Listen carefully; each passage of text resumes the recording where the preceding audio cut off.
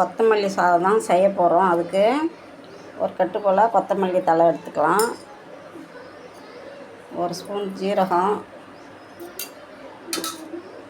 4 பல் பூண்டு, கொஞ்சம் இஞ்சி, காரத்துக்கு உங்களுக்கு எவ்வளோ தேவையோ அதுக்கு தகுந்த மாதிரி 3 பச்சை மிளகாய்.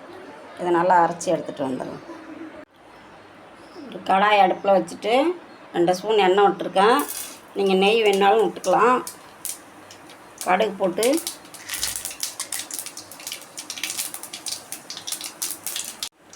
கடுகு பொரிஞ்சிட்டு இதோட கொஞ்சமாக கடலப்பருப்பு, ஒரு வரமிளகாய்,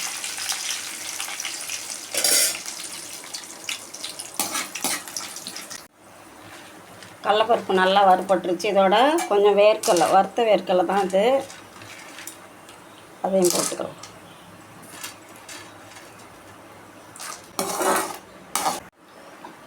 வேர்க்கடலையும் கொஞ்சம் வறுபட்டுருச்சு. ஒரு மீடியம் சைஸ் வெங்காயம் கட் பண்ணி வச்சுருக்கேன், அதையும் சேர்த்துக்கலாம். தேவையான அளவு சாதத்துக்கும் சேர்த்து உப்பு சேர்த்துக்கலாம். வெங்காயம் வதங்கிட்டு, வெங்காயம் நல்லா வதங்கிட்டு நம்ம அரைச்ச இந்த மல்லித்தழை விழுத சேர்த்துக்கலாம்.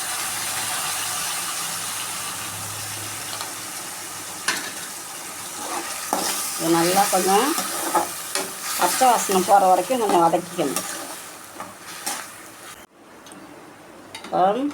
நல்லா பச்சை வாசனைலாம் போயிட்டு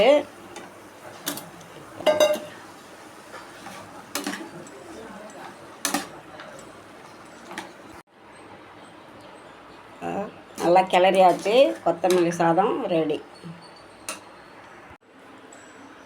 நல்லா சுவையான சத்தான ஒரு கொத்தமல்லி சாதம் ரெடி. சாப்பிட்றதுக்கு நல்ல டேஸ்ட்டு, ரொம்ப நல்லாயிருக்கு. ட்ரை பண்ணி பாருங்கள். லைக் பண்ணுங்கள், ஷேர் பண்ணுங்கள், கமெண்ட் பண்ணுங்கள்.